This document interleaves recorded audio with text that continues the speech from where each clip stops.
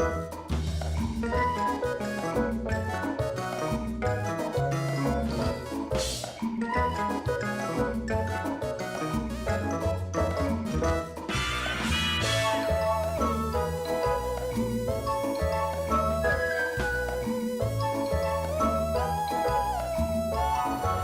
boat show. We're done with the boat show. Done with the boat show.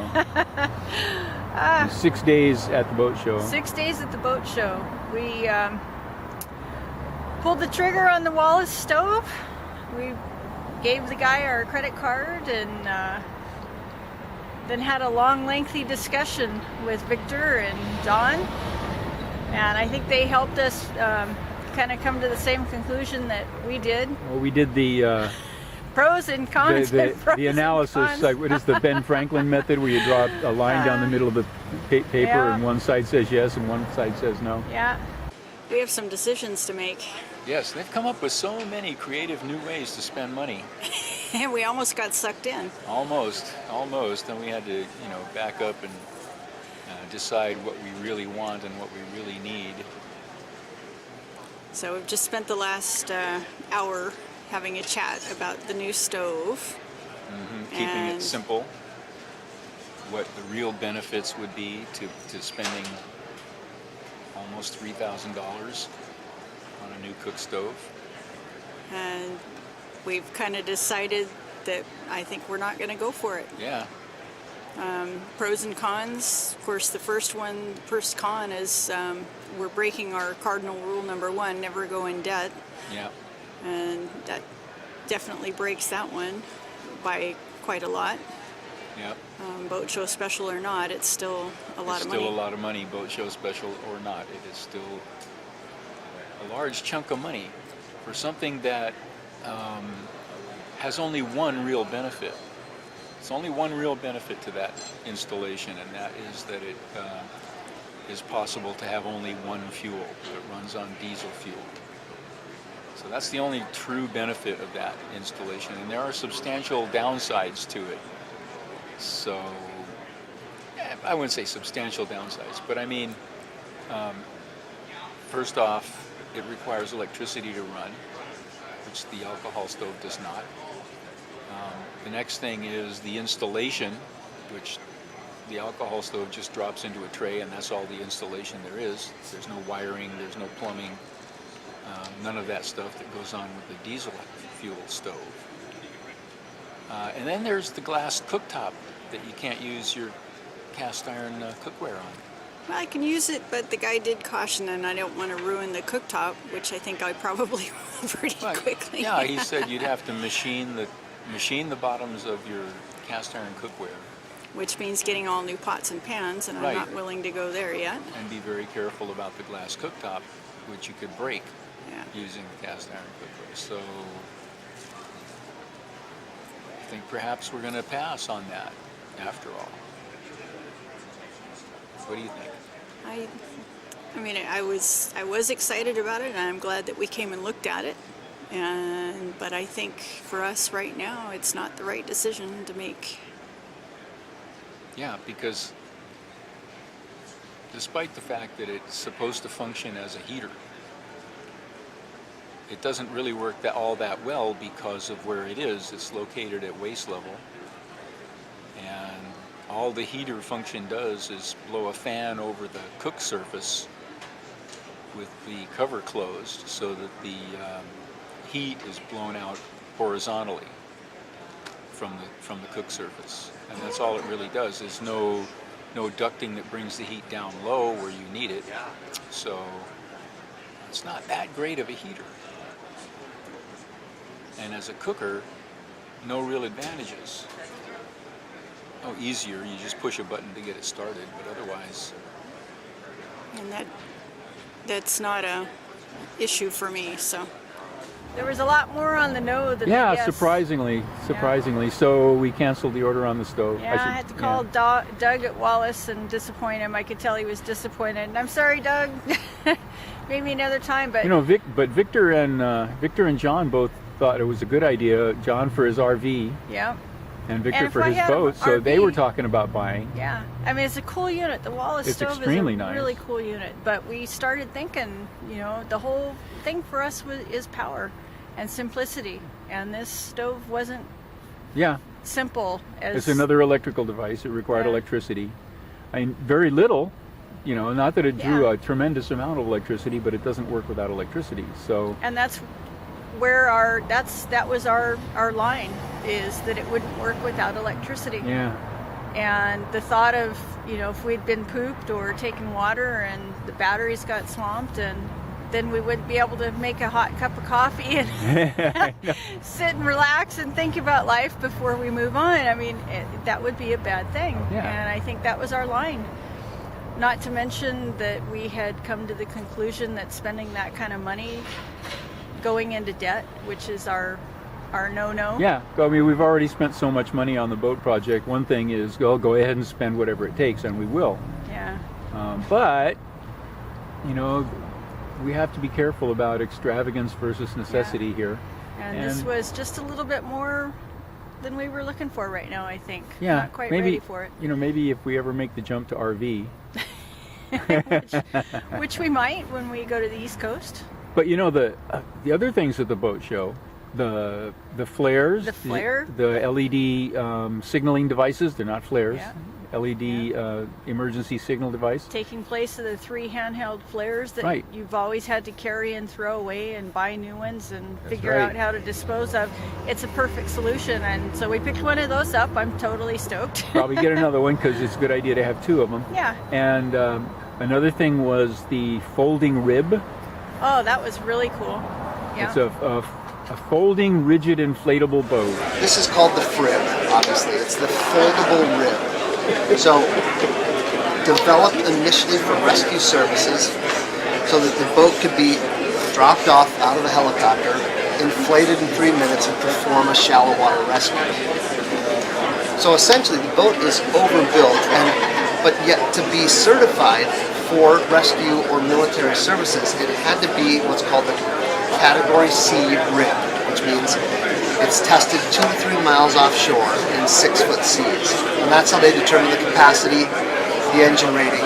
Now, because they did need strong engines for quick reaction, the entire hull and transom are molded as a single piece, so that this small 9-foot rib, which is this one here, is able to hold a 15-horse engine.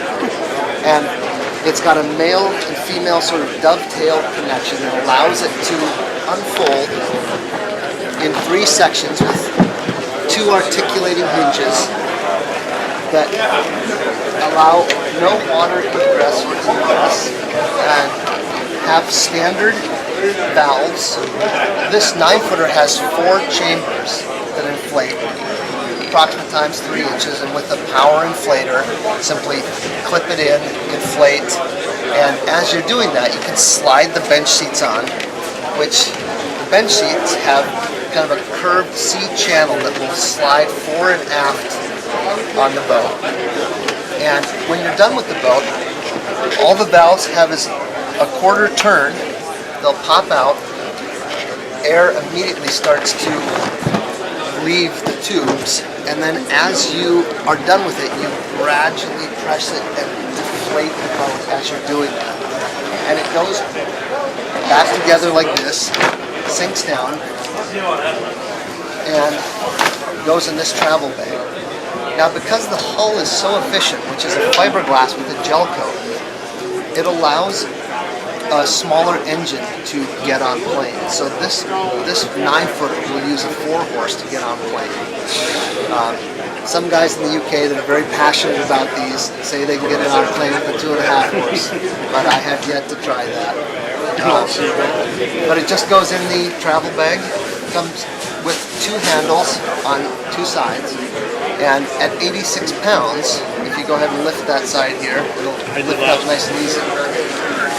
And so, it's got some little bit of weight to it, enough to remain stable, and yet because there's a pronounced keel and strakes that run full length down the hull, it allows it to track really well at low speeds, which is sometimes a problem with inflatable floors, because as you're trying to move in a crosswind, or even just at any speed, moving slowly, you go sideways as much as you go forward. So, How well does it roll? And it was great. I mean, it folded up into a package that fits easily on Lealea's cabin top in front of the Dodger behind the mast. Yep. In the same place where we keep our inflatable kayak. Inflatable kayak, it would take up place about that. the same amount of space, a Yeah. little bit more. It Yeah. also packs into a duffel bag, and so we didn't buy one, but that's the best solution to the dinghy on The a small dinghy, boat problem that we have seen yet. So I think where we came to the conclusion, well, the conclusion we came to was the money that we're not going to spend on the stove, we're going to spend on some sales from Carol Hasse. Yeah, it's time for new main and working jib. Those sales I got in, well, it was before I met you, so Yeah, I we've got had those in for a while. Hawaii from North Sales probably in about 94 or 93, somewhere 94, 90. Yeah, right around 94. Yeah. So those sales have seen a lot of years and a lot of use. So it's time to replace them. Yeah. It's not my new sales. Those are my new sales. I just got them 25 years decade ago. Well, that main is done. Yeah, the main is definitely done, done. and I think we're going to cut the main a little differently anyway. But anyway, that's stuff We'll talk coming to up. Carol. We'll Yeah. follow her advice because Yeah. she's the expert. And everything's digital now. I know. It's amazing the way they do it. The measuring of the sails and the digital cutting and stuff, that's really cool. Yeah, there's still the So- art factor though. Yeah. What else do we? Well, the rib, the sails, the Wallace stove, And all sorts of little cool doohickeys to spend your money on. solar panels have come a long way. Yeah. And we did go on some of the yachts, but we weren't tempted to buy one. Went on a couple of brand new Junos. Yeah. Well, if you've got Did I pronounce that right? Jeannot, Juno. $598,000. $600,000. Oh my gosh, beautiful boats, but Well, if you no have handholds. it, There's no handholds in any of them. That's the first thing I noticed. yeah. No But handholds. if you can negotiate, you're paying $500,000 for a boat. You can negotiate, have them put in a couple of handholds for you. Oh, but that one, my gosh, it had this beautiful master bedroom with an ensuite shower, and oh my gosh, it Oh, was we're in just trouble now. stunning. And there was some cool stuff. I got some great ideas. I think for our new control panel, I found a latch that I would like to use for the control panel. It makes sense to be able to just flick a latch and fold the control panel down. Yeah, I we thought saw a that lot was of cool lighting solutions. The Yeah. LEDs have come a long way since the last time we did this stuff. Yeah. And we met a lot of cool people down there. Some of the people that watch us on YouTube and Yeah. follow our blog. Well, we're going out Stop for by. dinner with Rob tonight. Gonna have, Rob Klusterman. Gonna have dinner with him tonight. That's gonna be fun. And Victor. Victor And Judy his friend was not John. here, yeah. And of course, we want to say hi to Russ and Linda from Port Townsend. They stopped us on the floor and said hi. Right, and Michael Kuntz, thanks for the cigar. It was a great cigar. I loved it.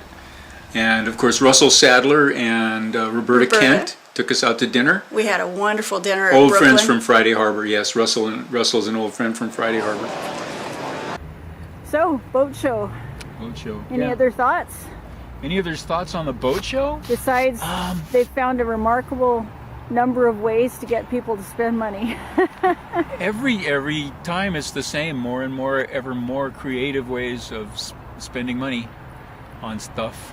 Well, we found our AIS radio. They've improved. Yeah, they've improved the Standard Horizon. What was S2100? I can't remember what the letters were. The 2100 model that we got back in 2011 or 12 in Ballard at the Shilshole Bay West Marine store. Yep. And they've improved that one. Now the 2200 has an integral GPS unit, so you don't have to hook up a separate GPS. And we had to hook ours up to a Garmin Oregon and run the wiring and stuff. This one is self-contained, so you don't need a standalone GPS unit separate from the radio. So that's kind of neat. And however much more effective it may be, we could. And inexpensive. The price is still under $400. Sure seemed to me there were an awful lot of booths there dedicated to keeping you communicated with the internet. There was all kinds of, and there were seminars on, you know, how to sail your boat with your phone, with your and iPhone. staying connected, and Yeah. there was a lot of seminars. Special antennas so you can stay online. all the time, All so you the can time. stream your movies while you're out sailing. Yeah. That's one of our things. We don't. That's Why the would you? best part. Why leave? You know. That's the You best know, part of getting out there, is just being away from it all. That's our Is favorite. to pull the plug. Yep. Pull the plug and get away from it. Oh man. And- And I'm so looking forward to doing that, Yeah. especially after this visit to the big city. Yep. We're so spoiled. Well, we went to a few seminars, right? Yep. And well, some of them were better than others, but the very best one was Carol Hassey's sail trim, Yeah, she does sail a trim great for job. cruisers. She did a great job, and John and Amanda Neal, Mahina Adventures, I guess. Yep. You know, Log of the Mahina, John Neal from Friday Harbor. They did a good job. Brian Toss always does a good job, but I didn't get to see his seminar. Yeah, his was a little. Well, actually, it's later today. That's It why was we're late. not- Is it today? I think it's today. Yeah, but it's late. It's like 6, and our 5-day pass is expired. Also, Lisa Vizzini, her rigging seminars are always excellent, but I didn't get to see hers this time. But you've seen her. Seen her at the before, other yeah. Shows, yeah. Seen her a couple of times at the Wooden Boat Festival in Port Townsend and at the Oakland Boat Show, I think. Yeah. No, a lot of great information. Good fun. Yeah, always good. And so if you ever get a chance to see Lisa or Brian or John and Amanda, and especially Carol Hassey, give a seminar, by all means, take the opportunity. You won't regret it. So All in no, all, it good. was- Good to make contacts. Good to see friends again. But man, I'm ready to go home I'm ready to get back to the real world, let me tell you. because this ain't it. Okay, well, All right, done with grab your your cigar? skate. I'm still smoking the cigar. Grab your skateboard and let's get out of here. There's no skateboarding in the park here.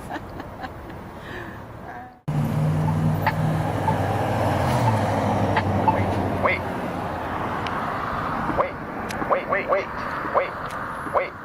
Walk sign is on. Crossing Roy Street. Walk sign is on. Crossing Roy Street.